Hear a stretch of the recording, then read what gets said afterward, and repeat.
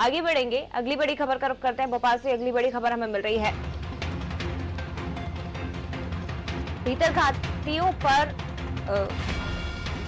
कार्रवाई के लिए सिंधिया का दबाव, ये खबर इस वक्त की आपको बता रहे हैं। भाजपा संगठन सख्त एक्शन लेगा और कार्रवाई से संदेश देने का प्रयास है कि पार्टी ही सब कुछ है। तो डॉक्टर गौरीशंकर शेजवार को बीजेपी पहले ही नोटिस जारी कर चुकी है। इसके साथ ही संगठन की कोर टीम ने अगले चरण पर भी काम शुरू कर दिया है। तो भीतरघातियों पर कार्रवाई की जाएगी, भाजपा संगठन एक्शन लेगा और इस पर भी सिंधिया का दबाव बढ़ रहा है।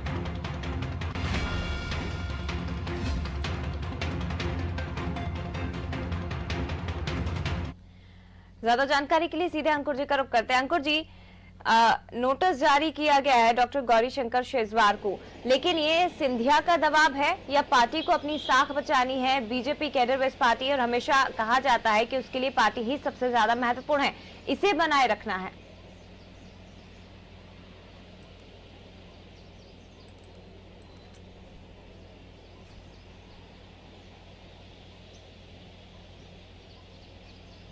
जी बिल्कुल, संगठन की बात करें तो बीजेपी हमेशा ये दावा करती रही कि केडर बेस्ड पार्टी है और निश्चित तौर पर उपचुनाव में जो देखने में आया है, कई लोगों ने भितरघात किया हो, चाहे वो गौरीशंकर शेजवार हो, चाहे सिंधिया के जो समर्थक प्रत्याशी चुनाव में हारे हैं, चाहे उनकी बात करें, वहां भी भितरघात हुआ है। इमरती देवी एक बड़ा नाम है। इमरती देवी जब हारी तो कह सकते हैं कि उसमें भी भितरघात नजर आ रहा है। ऐसे में सिंधिया का लगातार दबाव बना हुआ है कि संगठन स्तर पर इन पर कार्रवाई की जाए। निश्चित तौर पर गौरीशंकर शेजवार को पहले ही नोटिस थमाया गया है। अब किन किन लोगों ने भितरघात किया है, एक पूरी सूची तैयार की जाए। सूची तो पहले से वैसे उपलब्ध है और भी उसका एनालिसिस किया जा रहा है कि और कहां हो सकती है। सिंधिया भी अपनी तरफ से एक पूरी लिस्ट सौंप सकते हैं कि इन लोगों ने भितरघात किया है। उस पर पार्टी और संगठन विचार करेगी। निश्चित तौर पर ऐसे लोगों पर नोटिस जारी करेगी और जिन लोगों पर नोटिस का स्पष्ट टिकाव नहीं दिया जाएगा उनको पार्टी से बाहर का रास्ता दिखाया जा सकता है। निश्चित तौर पर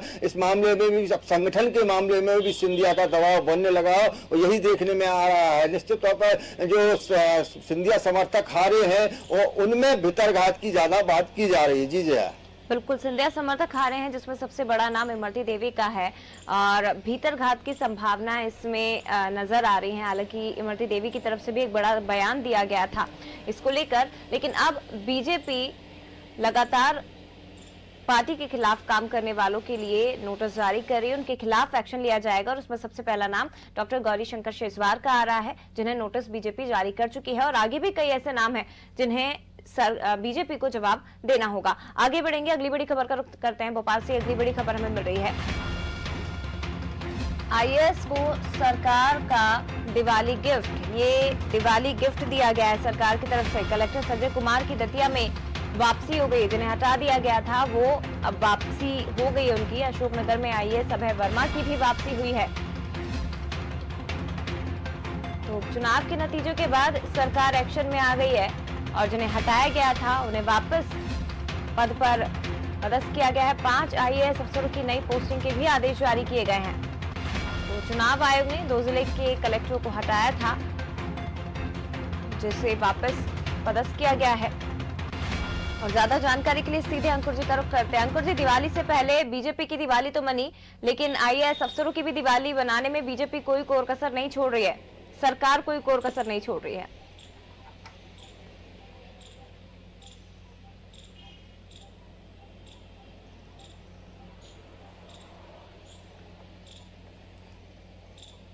जी बिल्कुल बिल्कुल सही बात कही आपने। जिस तरह से देखने में आया था कि चुनाव आयोग के दौरान 2 आईएएस अधिकारियों को हटाया गया था, चाहे वो दतिया के कलेक्टर हों चाहे अशोकनगर के कलेक्टर हों, उन दोनों को वापस कर दिया गया है। इसके साथ ही 5 नए जो कलेक्टर हटाए गए थे, चाहे जो जिनके कमलनाथ के खिलाफ जिन्होंने एफआईआर की थी चाहे वो हो, चाहे ऐसे 5 आईएएस अधिकारियों को वापस वहीं पोस्टिंग दे दी गई जहां पर वो पहले से पदस्थ थे। निश्चित तौर पर नतीजे आने के 24 घंटे बाद सरकार ने ये पूरा कदम उठाया है, एक्शन मोड में पूरी सरकार आ गई है और फिर से IAS अधिकारियों की दिवाली मनवा दी गई है। निश्चित तौर पर उन्हें उनके जहां पहले से पदस्थ थे उन जिलों में उनको फिर से पदस्थ किया गया है। निश्चित तौर पर सरकार ये मैसेज देना चाहती है कि जो हमारा जो वाकई में जिले प्रदेश के हित में काम कर रहे हैं अधिकारी हैं, भले ही उन्हें उपचुनाव के चलते हटा दिया गया, अन्य कारणों से हटा दिया गया हो, लेकिन अगर वो अच्छा काम वहां कर रहे थे तो फिर से वहीं पदस्थ किया जाएगा और इसी के चलते इन 5 IAS अधिकारियों को फिर से उनकी वापसी उन जिलों में कर दी गई है। जी जय। बिल्कुल, शुक्रिया आपका अंकुर जी जानकारी साझा करने के लिए। तो IAS अफसरों को दिवाली का तोहफा सरकार की तरफ से दिया गया है, जो जिन्हें हटाया गया था इलेक्शन के समय जिस जिले से, वहीं पर उनकी वापसी कर दी गई है। और 2 बड़े नाम ऐसे हैं जिनका प्रमोशन भी हुआ है, जिसमें सचिन अतुलकर का नाम भी सामने आ रहा है।